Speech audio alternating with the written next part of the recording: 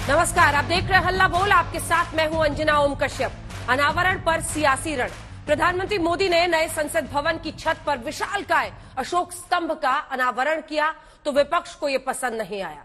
असदुद्दीन ओवैसी ने सवाल खड़े कर दिए और इस अनावरण को संवैधानिक मानदंडों का उल्लंघन बता दिया। उधर लेफ्ट कह रही है कि प्रधानमंत्री ने अनावरण कार्यक्रम में पूजा पाठ क्यों किया। कांग्रेस की नाराजगी यह है कि दूसरी पार्टियों को कार्यक्रम में न्योता क्यों नहीं दिया गया। ये रिपोर्ट देखिए। ये जो विशालकाय अशोक स्तंभ आप देख रहे हैं, इसका वजन कितना भव्य है, ये सब कुछ हम आपको बताएंगे, लेकिन इस पर चल रही सियासत पर बहस भी करेंगे। पहले ये रिपोर्ट।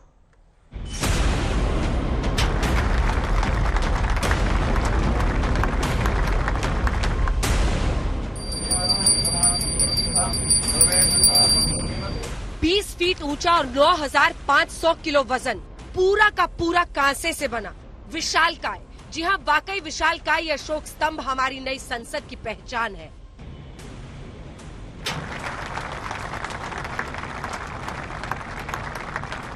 प्रधानमंत्री नरेंद्र मोदी ने लोकसभा स्पीकर और शहरी विकास मंत्री हरदीप पुरी की मौजूदगी में इस अशोक स्तंभ का अनावरण किया। ये विशालकाय अशोक स्तंभ तेजी से तैयार हो रही नई संसद की इमारत की छत पर लगाया गया है।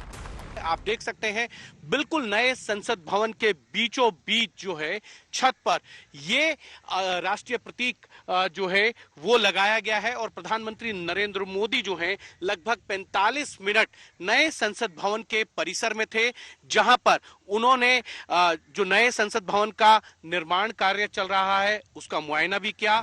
इस अशोक स्तंभ की विशालता का अंदाजा इस बात से लगाइए कि इसे संभालने के लिए 6,500 किलो की संरचना बनाई गई है, जो पूरी की पूरी स्टील से तैयार की गई है। अशोक स्तंभ के अनावरण को लेकर गृहमंत्री अमित शाह ने लिखा, नया संसद भवन आत्मनिर्भर व नए भारत की पहचान बन जन जन की आशा आकांक्षाओं की पूर्ति का साक्षी बनेगा, जिसके शीर्ष पर स्थापित यह राष्ट्रीय चिन्ह हमेशा मुकुट मणि की तरह देदीप्यमान रहेगा।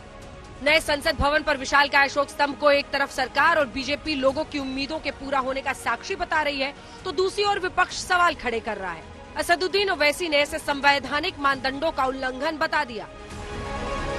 ओवैसी ने लिखा, संविधान संसद, सरकार और न्यायपालिका की शक्तियों को अलग करता है। सरकार के प्रमुख के रूप में प्रधानमंत्री मोदी को नए संसद भवन के ऊपर राष्ट्रीय प्रतीक का अनावरण नहीं करना चाहिए था। लोकसभा का अध्यक्ष लोकसभा का प्रतिनिधित्व करता है, जो सरकार के अधीनस्थ नहीं है। प्रधानमंत्री ने सभी संवैधानिक मानदंडों का उल्लंघन किया है। उधर कांग्रेस ने इस बात पर नाराजगी जाहिर की कि जब संसद सारी पार्टियों की है, तो संसद से जुड़े कार्यक्रम में दूसरी पार्टियों को न्योता क्यों नहीं। कुछ ऐसी चीजें होती हैं जो सबकी होती है, जिसको किसी एक पार्टी का या किसी का एक का बनाया हुआ नहीं माना जाता। वैसे तो कल को हम कह सकते हैं कि ये सड़क हमने बनाई, इसमें बीजेपी वाले नहीं चले, फलानी बिल्डिंग हमने बनाई। 95% चीजें तो हिंदुस्तान में कांग्रेस ने बनाई, विरासत। तो ये थोड़ी है बात, कुछ चीजें देश की विरासत होती है, किसी पार्टी की नहीं होती। भारत की लोकतंत्र भारत के लोगों के लिए एक गर्व का विषय है। आज ऐसे राष्ट्र नीति के मुद्दे पर भी कांग्रेस पार्टी राजनीति करने से नहीं चूकी। जो संदीप दीक्षित कांग्रेस पार्टी के नेता है और कांग्रेस पार्टी का ये कहना है कि नए संसद भवन की क्या जरूरत है, पुराने से ही काम चला लेते, उसको बड़ा कर देते। ये दोहरे मापदंड की सबसे ऊंची सीमा पर खड़े होकर कांग्रेस पार्टी ये बात कर रही है। नए संसद भवन पर प्रधानमंत्री मोदी ने विशालकाय अशोक स्तंभ के अनावरण के वक्त बाकायदा पूजा पाठ किया। अब लेफ्ट इसको लेकर भी सवाल खड़े कर रहा है। सीपीएम ने ट्वीट किया, अशोक चिन्ह के अनावरण को किसी धार्मिक कार्यक्रम से नहीं जोड़ा जाना चाहिए। यह हर किसी का प्रतीक है, न कि सिर्फ उनका जो धर्म में आस्था रखते हैं। धर्म को राष्ट्रीय कार्यक्रमों से अलग रखा जाना चाहिए। बहरहाल अशोक स्तंभ के अनावरण के बाद प्रधानमंत्री मोदी ने नई संसद के निर्माण में जुटे कर्मचारियों से मुलाकात भी की और उनका हालचाल भी जाना। आज तक ब्यूरो। कई खास मेहमान हमारे साथ चर्चा में जुड़ रहे हैं। सुधांशु त्रिवेदी जी, राष्ट्रीय प्रवक्ता सांसद भारतीय जनता पार्टी के हमारे साथ जुड़ रहे हैं। अभय दुबे जी, प्रवक्ता कांग्रेस पार्टी के जुड़ रहे हैं। वारिस पठान कुछ देर में हमारे साथ प्रवक्ता जुड़ेंगे एआईएमआईएम के। संगीत रागी जी हमारे साथ राजनीतिक विश्लेषक जुड़ रहे हैं। खास मेहमान टीएमसी की तरफ से सांसद और नेता प्रवक्ता हमारे साथ डॉक्टर शांतनु सेन आज हल्ला बोल में इस बहस में जुड़ रहे हैं। आप सभी का बहुत स्वागत है। सुधांशु जी, आपके साथ शुरुआत करना चाहती हूं। बहुत सारे आरोप हैं, शांतनु सेन जी ने यह कहा है कि वहां पर और अन्य पार्टियों के कितने नेता थे। वो ये भी पूछ रहे हैं कि जितना वजन उस एम्ब्लेम का नहीं है, उससे ज्यादा आपके एरोगेंस यानी घमंड का हो गया है। कांग्रेस पार्टी भी पूछ रही है कि सब कुछ अब बीजेपी का और सरकार का ही हो जाएगा क्या, या संसद भवन कम से कम सभी पार्टियों का रहेगा। और तीसरी तरफ ओवैसी साहब भी कई सवाल खड़े कर रहे हैं। जवाब दीजिए सुधांशु जी। अंजना जी, ऐसा होता है कि कुछ लोग ऐसे होते हैं जो विकास के कार्य के लिए समर्पित होते हैं और राष्ट्र के समाज के कार्य के लिए समर्पित होते हैं। कुछ लोग ऐसे होते हैं जिन्हें सिर्फ विघ्न उत्पन्न करके ही संतोष होता है। एक विघ्न संतोषी शब्द होता है भारत में, भारतीय परंपरा में। एक अनुष्ठान करने वाले होते हैं और एक अनुष्ठान में विघ्न डालने वाले होते हैं। तो हमारे कांग्रेस और अन्य विपक्षी दल वो विघ्न संतोषी प्रवृत्ति के हैं, जिन्हें सदैव किसी कार्य में समस्या आती है। अंजना जी, याद करिए, जिस समय हम लोगों ने वॉर मेमोरियल बनाया था तब भी इनको आपत्ति थी। अरे जनाब, किंग जॉर्ज की मूर्ति जहां लगी थी वहां सुभाष चंद्र बोस जी की मूर्ति लगाई तो भी इनको आपत्ति थी। जब आजाद हिंद फौज को पहली बार हम लोगों ने उनकी 75वीं वर्षगांठ पे 2018 में 26 जनवरी में किया, उसमें भी आपत्ति थी। तो मैं कहना चाहता हूं, संसद भवन का शिलान्यास हुआ तो यह बात कितने गर्व की बात है कि वह संसद भवन जो ब्रिटिश टाइम में बना था, जो वाइसराय की एग्जीक्यूटिव काउंसिल थी। महत्वपूर्ण बात तो यह है कि स्वतंत्रता के 75 वर्ष होने के बाद किसी ने यह विचार नहीं किया कि यह भारतीयता और भारत के स्वराज्य के स्व का अभिव्यक्तिकरण हो। अब जब भारत का, एक स्वतंत्र भारत का स्व के भाव की अभिव्यक्ति का यह संसद भवन बन रहा है, तो जिस समय शिलान्यास हुआ था उस समय प्रधानमंत्री जी ने किया था। वह लोकतांत्रिक व्यवस्था के प्रतीक है। हां, जब संसद बनेगी और संसद का औपचारिक उद्घाटन होगा तो उस उद्घाटन सत्र में सभी लोग आएंगे और किसी को आपत्ति है तो मैं पूछना चाहता हूं, भारत का जो नेशनल एम्बलम है यह 30 दिसंबर 1947 को अडॉप्ट किया गया था। तो ये बताएंगे किसने अडॉप्ट किया था, उस समय किसकी अध्यक्षता में अडॉप्ट हुआ था? कृपया ये बताएं। ये जवाहरलाल नेहरू जी ने नहीं किया था तो क्या किस किस पार्टियों को, समाज के किन किन लोगों को और किन किन लोगों को आपने उसमें विचार करके अडॉप्ट कराया था, यही बता दें तो उसके बाद हमें समझ में आता है। और ओवैसी जैसे लोग तो किसी न किसी चीज के ऊपर हमेशा वो एक परपीचुअल रिएक्शन में रहते ही हैं। तृणमूल कांग्रेस तो कितनी संविधान में उनकी आस्था है कि जिनकी मुख्यमंत्री एलानिया कहती हैं कि प्रधानमंत्री जी का फोन आया, मैंने रिसीव नहीं किया। तो जो इस प्रकार की भावना जो लोग बोलते हैं, तो मेरे विचार से देश की जनता को अच्छी तरह समझ में आ रहा है कि स्वतंत्रता के अमृत महोत्सव वर्ष में भारत के स्व का वास्तविक अभिव्यक्तिकरण संसद भवन के रूप में भी एक प्रतीक के रूप में हो रहा है, पर उसमें भी कुछ लोग विघ्न डालकर ही संतोष प्राप्त करना। ठीक है, शांतनु सेन जी जवाब दीजिए उनकी बातों का। वो कह रहे हैं कि विपक्ष इस देश में विघ्नवीर हो गया है। कोई भी अच्छा और शुभ काम हो, ये एक बार तस्वीरें दिखाइए, भव्य है सर, विशाल काय है और एक तरह से प्रतीक बनेगा देश की संसद का। वो कह रहे विघ्नवीर है विपक्ष। सबसे पहला आंसर तो यह है, जवाहरलाल नेहरू जी का टाइम में मल्टी पार्टी डेमोक्रेसी में इंडियन पार्लियामेंट्री पॉलिटिक्स में कितना पार्टी हुआ करता था। नंबर 2, आप बोलिए जिस तरीके से हमने देखा कि प्राइम मिनिस्टर और पब्लिसिटी मास्टर अपना जीते जी प्रेसिडेंट को बगल में बैठाए, वो अपना नाम में एक स्टेडियम उद्बोधन कर दिया। और आज प्राइम मिनिस्टर का पास खड़े थे लोकसभा का स्पीकर ओम बिरला जी। कॉन्स्टिट्यूशन के प्राइम मिनिस्टर के ऊपर है लोकसभा का स्पीकर, ये प्राइम मिनिस्टर का सबऑर्डिनेट है। ये हम बीजेपी का स्पोक्स पर्सन को जानना चाहते हैं। तीसरी बात है, एम्ब्लेम इनॉग्रेशन के साथ पूजा का क्या रिलेशन है। चौथा बात है, अगर वो कोऑपरेटिव फेडरलिज्म के इम्पोर्टेंस दिए होते तो आज कम से कम लीडर ऑफ अपोजिशन को बुलाए होते। आप मेरा सवाल का जवाब दीजिए। Central government national development council बनाया, कितनी बार मीटिंग बुलाया नेशनल डेवलपमेंट काउंसिल का, ये मेरे को जवाब दीजिए। आप लोग जो बजट पेश करते हैं उसमें 73 to 75% बजट जो डिस्कशन होता है उसमें मोनोपोली बीजेपी जो डिसीजन लेता है वो खुद ब खुद कर देता है। इसका मतलब यह है भारतीय जनता पार्टी एक ऑटोक्रेटिक गवर्नमेंट रन कर रहा है। They do not believe in cooperative federalism, they do not believe in parliamentary democracy. उसका कुछ डिसेंसी नहीं है, वो खुद जो चाहता है वही करता है। इसके पहले भी हम लोग देखा है। और वो नेताजी सुभाष चंद्र बोस का बात कर रहा है।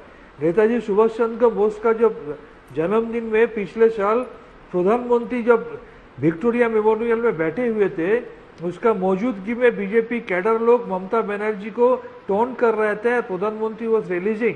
मेरा सवाल का जवाब दीजिए कि नेताजी सुभाष चंद्र बोसू का जो होलोग्राम आप लोगों ने बनाया वो जलता क्यों नहीं है? वो क्यों निभी हुई है? वो शिफ्ट किया, बोले थे अब जलेंगे, अब जाके देखिए कितना इवनिंग में उसका लाइट आपको दिखाई देता है। ये भारतीयों का जो परंपरा है, जो कल्चर है, इसको एकदम रुइन कर दिया। और प्रधानमंत्री नरेंद्र मोदी आज जो किया है, हाँ। पूरा देश ये इसको याद करेगा। और प्रधानमंत्री नरेंद्र मोदी अपना हाथ से डेमोक्रेसी को कत्ल किया आज। जवाब दीजिए सुधांशु जी। वो इसे डेमोक्रेसी का कत्ल बता रहे हैं। वो कह रहे हैं कि आपने तमाम पार्टियों को क्यों नहीं बुलाया? लोकसभा स्पीकर वहां पर मौजूद थे, उनकी हैसियत क्या? उसके बाद से वो पूजा ऐसे वक्त पर हुआ है, अगर आपको किसी आप एम्ब्लेम को वहां पर दिखा रहे हैं तो उसमें पूजा की क्या जरूरत थी? ये भी सवाल खड़े करें सुधांशु जी, पॉइंट वाइज। अंजना जी देखिए, यही तो इनके सामने समस्या है कि इधर देश का स्वतंत्र भारत का पहला संसद भवन बन रहा है और इनको उसमें समस्या नजर आ रही है। और फंडामेंटल इनका प्रॉब्लम जानते क्या हो गया? पूजा क्यों किया? यह विवाद आज का नहीं है। यह विवाद तो उस जमाने में था जब जिस जमाने में राजेंद्र बाबू गए थे सोमनाथ के मंदिर के लिए, तो नेहरू जी ने कहा था नहीं जाना चाहिए। फिर भी चलिए, छोड़िए पुरानी बात, छोड़िए, आज की बात करते हैं। तो मैं पूछना चाहता हूं मान्यवर, क्या पूजा को आपको किसी मत संप्रदाय से आप जोड़ते हैं? क्या ये जो पूजा करने की परंपरा है ये भारतीय परंपरा है या फिर ये आपको लगता है कि सांप्रदायिक परंपरा है? अगर आपको ये मन में भाव है तो इस नेशनल एम्ब्लम पे तो जो चक्र बना है, अशोक का चक्र, उसका नाम है धम्म चक्र। आपने लोकसभा की बात कही तो लोकसभा के स्पीकर की पीठ के पीछे क्या लिखा हुआ है? धर्म चक्र प्रवर्तनाय। सारी संसद ही धर्म के चक्र के लिए बैठी हुई है। और वही अशोक का धम्म चक्र भारत के राष्ट्रीय ध्वज पर भी है। और इतना ही नहीं है, सर्वोच्च न्यायालय का एम्ब्लम पढ़ा है आपने कि नहीं? उसमें क्या लिखा है? यतो धर्मस ततो जया। तो यह जो परंपरा है भारत के धर्म की परंपरा पर अफसोस कि आप धर्म को मत संप्रदाय के साथ जोड़ते हैं और उसके ऊपर सांप्रदायिक राजनीति करने के चक्कर में भारत की महान धार्मिक सांस्कृतिक परंपरा को आप लांछित करते हैं। मैं उदाहरण देना चाहता हूं कि इंडोनेशिया की जो अमेरिका में एम्बेसी है उसके बाहर 12 फुट की मां सरस्वती की मूर्ति लगी है। हाँ। और वो कहते हैं हमें इसमें आपत्ति नहीं है, हमारे लिए धर्म का प्रतीक है। और इंडिया में जाइए, इंडोनेशिया की एम्बेसी के बाहर देखिएगा दिल्ली में, तो वहां गरुड़ बने हैं जो भगवान विष्णु का वाहन है। वो अपनी संस्कृति पे गर्व करते, पर आपको क्षुद्र वोट बैंक की राजनीति करनी है तो संसद भवन की गरिमा भी गिरानी है। और संसद भवन में आप गरिमा गिरा रहे हैं क्या शांतनु जी? जी सुधांशु जी, अन्य मेहमानों के पास जाना है। एक जवाब शांतनु जी, जिसके बाद आगे बढ़ेंगे। और दुर्गा स्तुति तो मंच से अब ममता बनर्जी भी कर रही है। धर्म, राजनीति, प्रशासन, सबका घालमेल तो सब कर रहे हैं। नहीं, मेरा सवाल का जवाब नहीं बोला। पहला बात यह है, हाँ। We believe in dovetailing in religion, dovetailing of religion. क्या इंडियन कल्चर, इंडियन कॉन्स्टिट्यूशन बोलता है कि यहाँ पर सिर्फ एक ही धर्म है?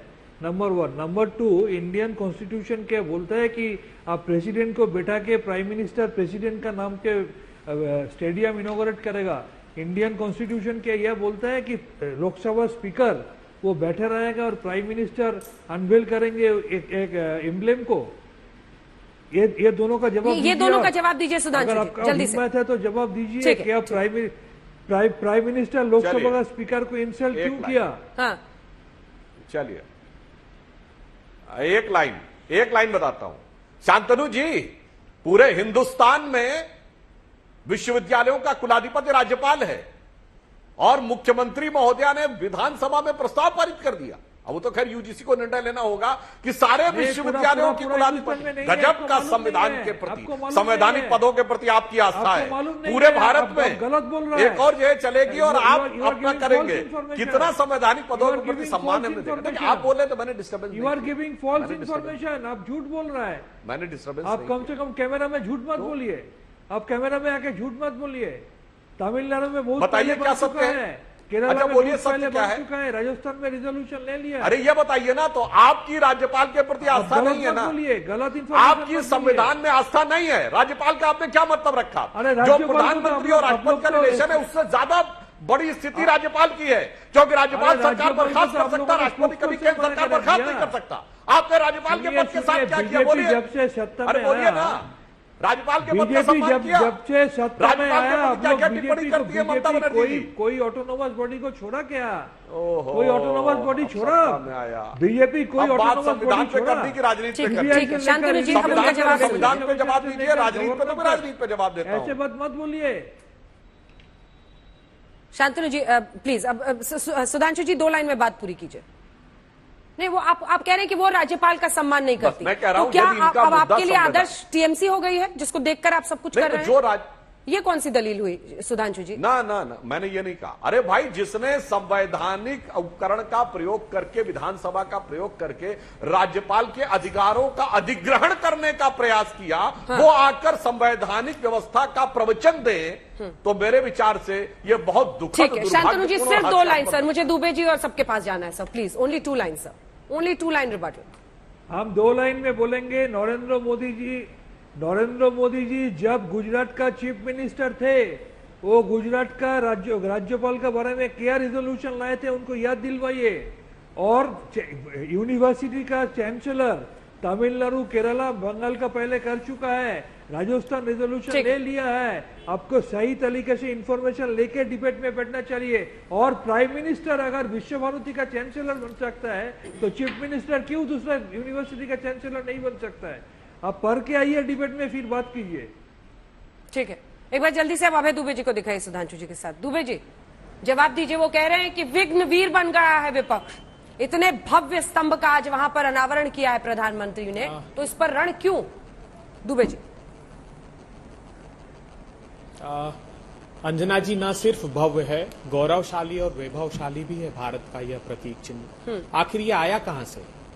भगवान बुद्ध ने वर्षावास के बाद अपने भिक्षुकों को निर्देशित किया कि चारों दिशाओं में जाओ और सर्वजन हिताय सर्वजन सुखाय के काम में लग जाओ। मैं आदरणीय प्रधानमंत्री जी से आग्रह करना चाहता हूं कि इस गगनचुंबी प्रतीक चिन्ह के सम्मुख खड़े होकर एक बार चारों दिशाओं में देखिए प्रधानमंत्री जी। सर्वजन दुखाय और सर्वजन रुलाय का वातावरण समूचे देश में है। हमारी आबादी 12 करोड़ लोगों ने अपने रोजगार से हाथ धो दिया। 84 करोड़ लोगों की आमदनी प्रधानमंत्री जी हिंदुस्तान में घट गई। किसान 27 रुपए प्रतिदिन कमा रहे हैं, तो धन्ना सेठ 1002 करोड़ रुपए रोज कमा रहे हैं। प्रधानमंत्री जी, ये जो गगनचुंबी और वैभवशाली प्रतीक चिन्ह हमारा है, तो क्या हम पुरानी संसद का जो हमारा गौरवशाली और वैभवशाली इतिहास रहा है, उस परंपरा को बरकरार रख पाएंगे? मुझे याद है 11 जून 2014 को जब आपने सदन में पहला भाषण दिया, तब कहा था कि मैं ये प्रचंड जीत के साथ मुझे जो शिक्षा मिली है वो विनम्रता की मिली है। आपने कहा कि मैं इस जीत के संख्या बल के आधार पर निर्णय नहीं लूंगा, मैं सदन की पक्ष और विपक्ष की सामूहिक चेतना से निर्णय लूंगा। तो क्या आज आप हृदय पर हाथ रखकर कह सकते हैं कि सामूहिकता के साथ आपने निर्णय लिया? पिछले मानसून सत्र में आपने कहा कि खुले दिल से, खुले मन से मैं चाहता हूं कि बहस हो, डिबेट और डिस्कशन ही पार्लियामेंट है। तो मैं आपको याद दिलाऊं, आपके इस उद्बोधन के मीडिया के तत्काल बाद जब सदन गए तो पता पड़ा 10 मिनट में 14 बिल पास कर दिए और आधे घंटे में 26 बिल। पूरी कानूनों की फहरिस्त मेरे पास है। इंश्योरेंस अमेंडमेंट बिल था, इंसॉल्वेंसी बैंकरप्सी बिल था, ट्रिब्यूनल रिफॉर्म्स बिल था, टैक्सेशन लॉ थे, सारे कानून प्रधानमंत्री जी। और आपने सदन में आए तब क्या किया? पार्लियामेंट्री स्क्रूटनी का जो हमारा प्रावधान था, 14वीं और 15वीं लोकसभा उठाकर देख लीजिए, 71% और 60% बिल पार्लियामेंट्री स्टैंडिंग कमेटी और सिलेक्ट कमेटी को जाते थे। अब वो 25% रह गया। प्रधानमंत्री जी, आपने किसानों की आवाज दबाने के लिए सदन में, राज्यसभा में वोट डिवीजन तक को नकार दिया और उनकी आवाज दबा दी। तो हम देश के दुबे जी की कोई बात के खिलाफ लग रहा है सुधांशु जी बोलने में इंटरेस्टेड नहीं दिख रहा है, चुपचाप बैठे हैं। दुबे जी की बातों पर कुछ बोलना है सुधांशु जी? एक एक करके सरकार की नाकामियां गिना रहे हैं वो, पूरी लिस्ट है। हाँ ठीक है, last point mister Dubey, last point मुझे वारिस पठान साहब के पास। Dubey ji last point, last point. देखिए मैं मेरे विद्वान साथी को एक बात और याद दिलाना चाहता हूँ कि ये जो भारत का राष्ट्रीय आदर्श वाक्य है ना, वो उस प्रतीक चिन्ह के नीचे लिखा है जो मुंडक उपनिषद से हमने लिया है, सत्यमेव जयते। अर्थात अंततः सत्य की ही जीत होती है। तो इस बात को एक बार गौर से सुन लीजिएगा कि जितना आप वैमनस्य का वातावरण फैला रहे हैं, जितना प्रजातंत्र का दमन करके देश की जनता के साथ अन्याय कर रहे हैं, जितना असत्य बोलकर आप सत्ता को चला रहे हैं, वो अंततः जीत उस सत्य की होगी और वो सत्य का प्रतीक राहुल गांधी है। ये समूचा देश आज जानने लगा है। सत्य की ही जीत होगी और इस बात से आपको डरना चाहिए। और सत्य के प्रतीक राहुल गांधी। एक साथ सुधांशु जी जवाब दीजिएगा, वारिस जी का भी, त्यागी जी का कमेंट ले लो। एक सेकंड, रागी जी और उनका कमेंट ले लो। वारिस पठान साहब। अच्छा ठीक। वारिस पठान साहब, विघ्न डालते हैं हर बार जब कोई शुभ चीज देश में हो रहा होता है, तब ओवैसी साहब उसमें विघ्न डाल देते हैं। ये मेन पॉइंट है सुधांशु जी का। ये विपक्ष इस देश की प्रगति में खुश नहीं होता है। अब ये स्तंभ देखकर क्यों ना गर्व करे हर हिंदुस्तानी? क्या प्रॉब्लम है? देखिए, संविधान को बचाना, संविधान के दायरे में रहकर अपनी बात रखने को विघ्न डालना नहीं कहते। आज जो प्रधानमंत्री ने किया वो संविधान नियमों का कड़ा उल्लंघन है। संविधान के अंदर, तो सुधांशु जी को पता होगा, संविधान सेपरेट पावर करता है पार्लियामेंट का, जहां पर गवर्नमेंट, जुडिशरी, पार्लियामेंट तीनों अलग है। संविधान के सेपरेट पावर होते हैं उसके अंदर। और हमारे जो देश के प्रधानमंत्री है वो गवर्नमेंट के इसमें शूट उनको नहीं करना चाहिए था। जब वहां पर लोकसभा के हेड कौन होता है? स्पीकर होता है। स्पीकर साहब बाजू में खड़े हैं, प्रधानमंत्री जी उसका अनावरण कर रहे हैं, इनॉग्रेशन कर रहे हैं। तो ये किस तरह से संविधान का पालन करा जा रहा है? देश के प्रधानमंत्री को देश के सामने एग्जाम्पल सेट करना चाहिए था कि ये सेक्युलर डेमोक्रेटिक रिपब्लिक है हमारा। अभी सुधांशु जी ने भी इसका जिक्र किया। तो सेक्युलर कंट्री की पार्लियामेंट बिल्डिंग के ऊपर अगर ये अनावरण हो रहा है तो क्या ही अच्छा होता कि प्रधानमंत्री वहां पर सबको बुलाते हैं ना। किसके साथ पूछ के, किसके साथ प्रधानमंत्री ने डिस्कस करने के बाद ये किया? सेक्युलरिज्म, प्लुरलिज्म की हम बात करते हैं, सारे रिलीजन को एक साथ लेके जाने की बात करते हैं। तो क्या ही अच्छा होता है कि प्रधानमंत्री वहां पर हमारे सरदार भाई के गुरुओं को बुलाते, वहां पर मुसलमानों के रिलीजियस नेता थे उनको बुलाते, वहां पर हमारे पारसी भाई थे उनके नेता को बुलाते, वहां पर तमाम जाति के जो लोग थे उनको बुलाते, सबके सामने करते। चलो ठीक है, देश के प्रधानमंत्री का रिलीजन है हिंदुइज्म, वो अपने हिसाब से करते, लेकिन वहां पर जाके आपने पूजा किया तो सबको बुलाना चाहिए था। हम क्या मैसेज दे रहे हैं पूरी देश और दुनिया के सामने? के सेक्युलरिज्म की बात करते हो, यहाँ पर सेक्युलरिज्म को आप गला घोटते हो। ये तो डेमोक्रेसी का कत्ल नहीं हुआ क्या अनजाना जी? कि आपके जो मन मर्जी में आ गए आपने वो कर दिया जाके? नहीं, ये हमारे देश के ऊपर सबकी नजर है और ये हमारी सेक्युलर कंट्री की पार्लियामेंट बिल्डिंग के ऊपर था। ये कोई इंडिविजुअल तो बीजेपी का प्रोग्राम नहीं था ना कि जहां पर प्रधानमंत्री ने जाकर ये सब कर दिया। तो अगर संविधान को बचाना है सुधांशु जी, आपकी नजर में खराब है, तो मैं ये खराब काम हमेशा करूंगा, हमेशा बोलते रहेंगे हम कि संविधान सर्वश्रेष्ठ है, सर्वश्रेष्ठ संविधान है। सब संविधान के अंडर में, प्रधानमंत्री को भी संविधान की मान्यता रखते हुए काम करना है। ठीक है, सब कुछ बीजेपी सरकार उसी नजरिए से हो रहा है क्या इस देश में? ये सवाल आज अगर विपक्ष की तमाम पार्टियां पूछ रही हैं, रागी साहब, इसमें क्या गलत है? देखिए, इसका उत्तर तो सुधांशु जी बेहतर हमसे दे सकते हैं, लेकिन जो मुझे उस कार्यक्रम को यदि आप देखेंगे तो प्रधानमंत्री देश का सरकार का मुखिया भी होता है और प्रधानमंत्री ने अपने पार्टी के लोगों को नहीं बुलाया है। आप गौर कीजिएगा, उस फंक्शन में पार्टी फंक्शनरीज नहीं थे, प्रधानमंत्री थे, लोकसभा के अध्यक्ष थे और जो है, तो इसलिए उसको ये पार्टी का फंक्शन है, इसे पहले तो हमें खारिज कर देना चाहिए। दूसरी बात कि एक सेकुलरिज्म पर सवाल उठा। बिहार, बंगाल, इनके विद्यालयों में सरस्वती पूजा होती थी और क्लास का शुरुआत ही यहीं से होता था। हम तो सब पढ़े हैं, वो कांग्रेस के जमाने में हुआ करता था। भारत के अंदर कई ऐसे सांस्कृतिक व्यवहार हैं, वो धर्म से भी जुड़े हुए हैं और धर्म का हिस्सा भी हैं। हमारा तो संविधान था जिसमें राम दरबार भी हुआ करता था। तो कल जाकर के नमाजी लोग कहें कि नहीं तो उसमें तो मक्का मदीना का पोस्टर भी आप लगा दीजिए, तभी जाकर के सेकुलरिज्म ठीक होगा। कौन कह रहा है? मैं ऐसे जहर क्यों डाल रहे हैं बेवजह? हम जहर नहीं डाल रहे हैं, जहर ही है। देखिए, कौन कह रहा है? जो कोई कह ही नहीं रहा है, कोई कह देगा, कौन कह रहा है? मैं कह रहा हूं, मैंने तो कहा कि राम दरबार था। जिन संविधान निर्माताओं ने बनाया उनको क्या इस देश के सेकुलरिज्म की परिभाषा नहीं मालूम थी क्या? इन्हीं लोगों को सेकुलरिज्म की परिभाषा मालूम है क्या? उस समय भी राम दरबार थे ना, तो उससे तो आप ये सारे बच्चों को पढ़ा देते। एक और बात देखिए, आप बार बार कहते हैं कि कोऑपरेटिव फेडरलिज्म में दोनों के तरफ से होता है। ये 2 वे ट्रैफिक है, ये 1 वे ट्रैफिक नहीं है। जहां पर आप ममता बनर्जी कहें कि हम तो प्रधानमंत्री, तो आप फोन तक नहीं उठाते हैं, प्रधानमंत्री को हम रिसीव करने नहीं जाएंगे। तो ये कौन सा कोऑपरेटिव फेडरलिज्म है भाई? आपकी सनकपन, मन का सनकपन से तो नहीं चल सकता है ना। दूत एक अन्य बात उन्होंने कहा कि भाई एक ही धर्म है, धर्म का और पंथ की व्याख्या साहब आपके अपनी व्याख्या है। ये संविधान पंथ निरपेक्ष है, संविधान धर्म निरपेक्ष नहीं है। रोज रोज गांधी जी को बोलते हैं तो कम से कम गांधी को ही ले आते। आप छोड़ दीजिए, रोज आरएसएस को गाली दीजिए, बीजेपी को गाली दीजिए, अरे गांधी को तो आप स्वीकार करते हैं ना, तो गांधी के धर्म की परिभाषा भी कम से कम उसको आप ले लेते हैं। शांतनु जी, एक कमेंट आपका इस पर। शांतनु जी, कांग्रेस का दुख तो समझ में आता है, कांग्रेस का दुख ये समझ में आता है कि कांग्रेस ने तो शुरू से कहा था, इसका विरोध ही किया था। मैं आपको एक चीज बता सकता हूं कि जो नया संसद है वो भारत की सांस्कृतिक वैभव भी आप उसमें देखेंगे, भारत की विकास यात्रा भी उसमें देखेंगे, और वो आपको कहीं ना कहीं आपको लगेगा कि ये मेरी संसद है। अभी पत्थर की दीवारों में आपको वो चीजें नहीं दिखती है। ठीक है शांतनु जी, एक कमेंट आपका इस पर।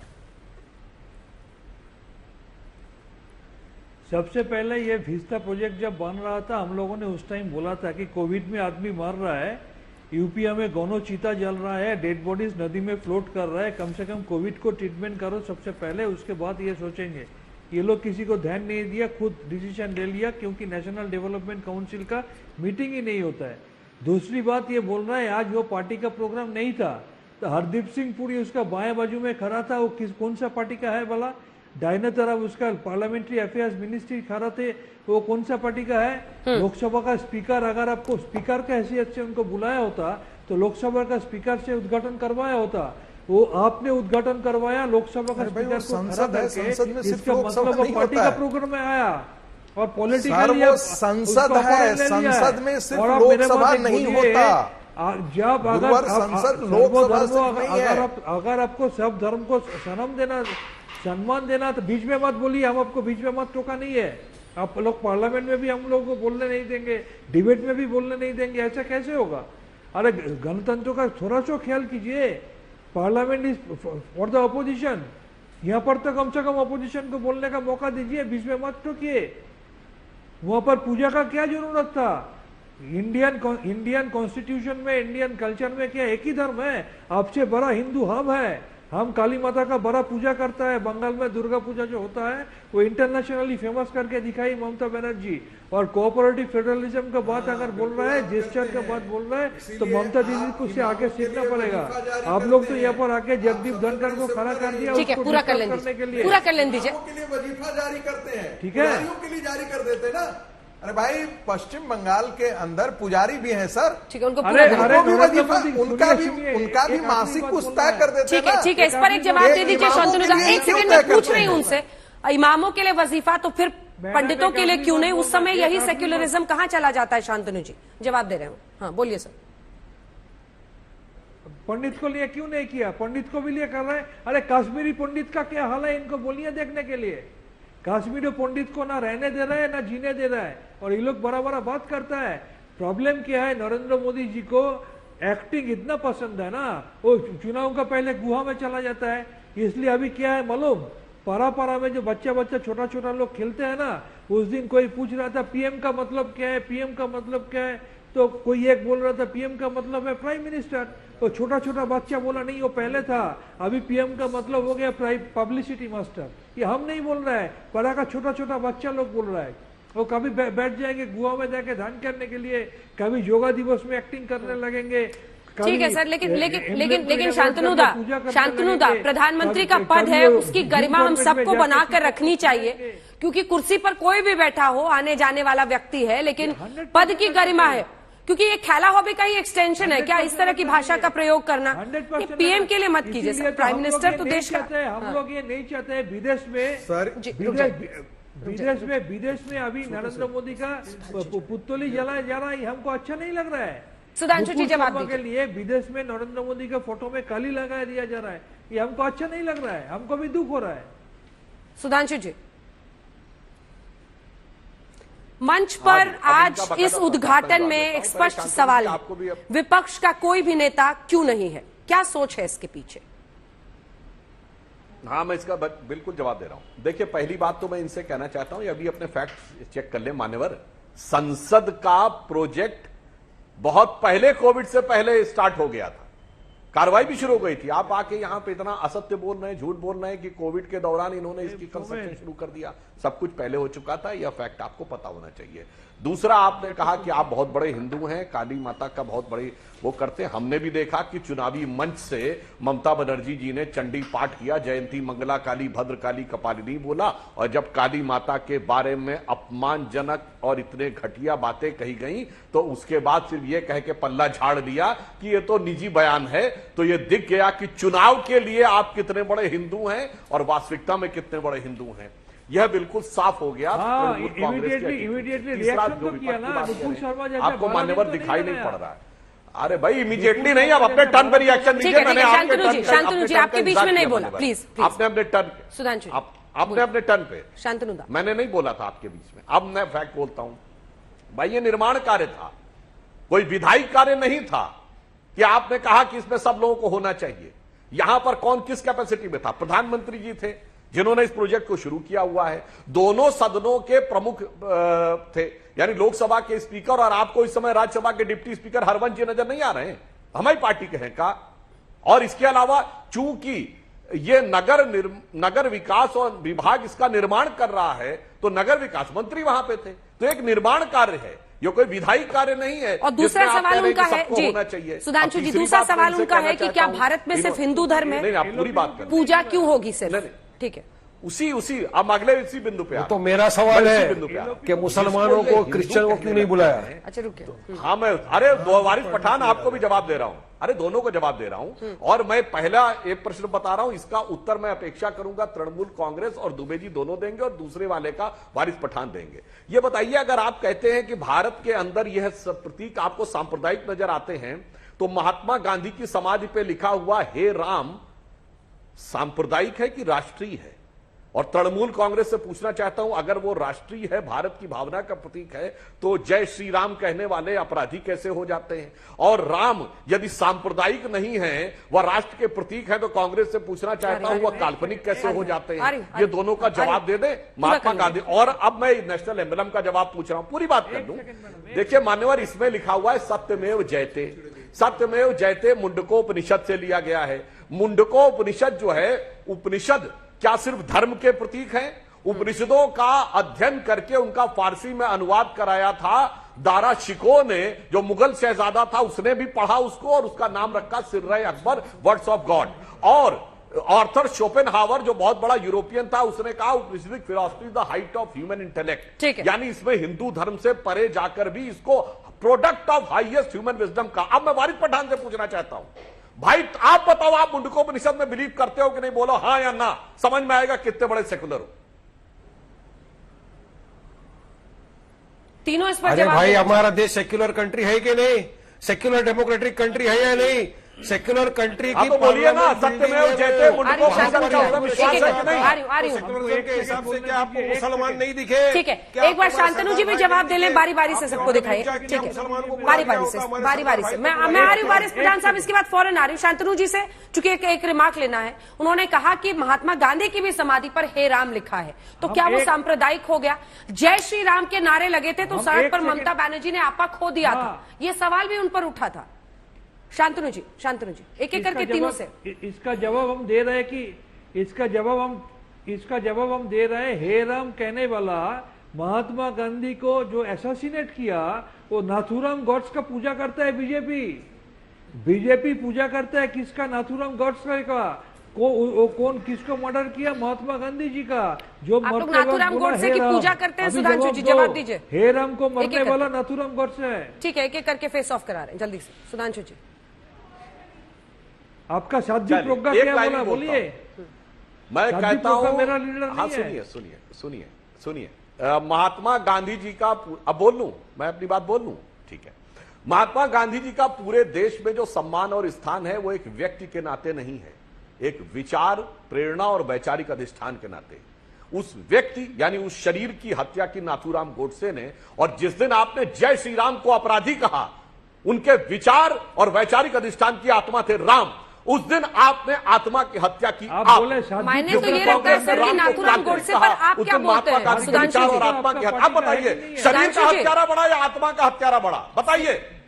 महात्मा गांधी के व्यक्तित्व का हत्यारा बड़ा, उनको महात्मा जिस चीज ने बनाया वह बड़ा या शरीर का हत्यारा बड़ा?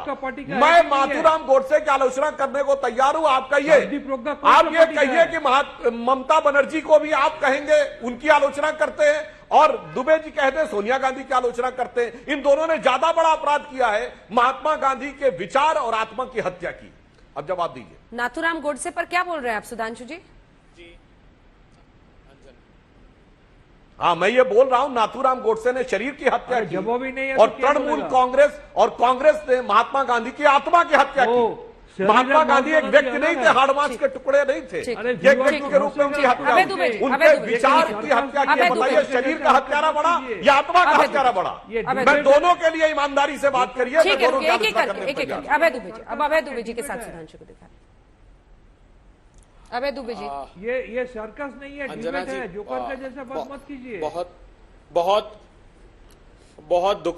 बहुत दुखद प्रसंग है। अरे भाई, जोकर जैसे आप बात कर रहे हैं, व्यक्तिगत टिप्पणी मत करिए। अपनी नाकामी को छुपाने के लिए हर डिबेट में देख लीजिए, कहीं ना कहीं सांप्रदायिक दृष्टिकोण अपना प्रस्तुत करती है। जब ये बोल रहे थे ना कि भारत के संविधान में राम दरबार का चित्र बना है, तो जानते हैं उसका मूल्य क्या है? भगवान प्रभु श्री राम, मर्यादा पुरुषोत्तम भगवान प्रभु श्री राम, वचन की खातिर मर्यादा पुरुषोत्तम राम ने सत्ता तज दी 14 वर्ष तक, क्योंकि वो वचन निभाने के प्रतीक हैं। भारतीय जनता पार्टी रोज वचन तोड़कर सत्ता का भोग कर रही है। हाँ, मैंने प्रारंभ में कहा कि मुंडक उपनिषद से हमने सत्यमेव जयते लिया है, मगर क्या भारतीय जनता पार्टी को आत्मचिंतन, आत्ममंथन, आत्मलोचन करना चाहिए कि वो उसकी प्रतिपूर्ति कर रहे हैं? आपने हजारों करोड़ रुपए की इमारत बनाने का जिक्र तो कर दिया सुधांशु त्रिवेदी जी, मगर लोकसभा से और सदन से उसकी आत्मा को निकालकर बाहर फेंक दिया। कैसे, क्या हो गया सर? बता ही नहीं रहे आप क्या हुआ भाषण में, उनके वक्तव्य और व्यवहार में।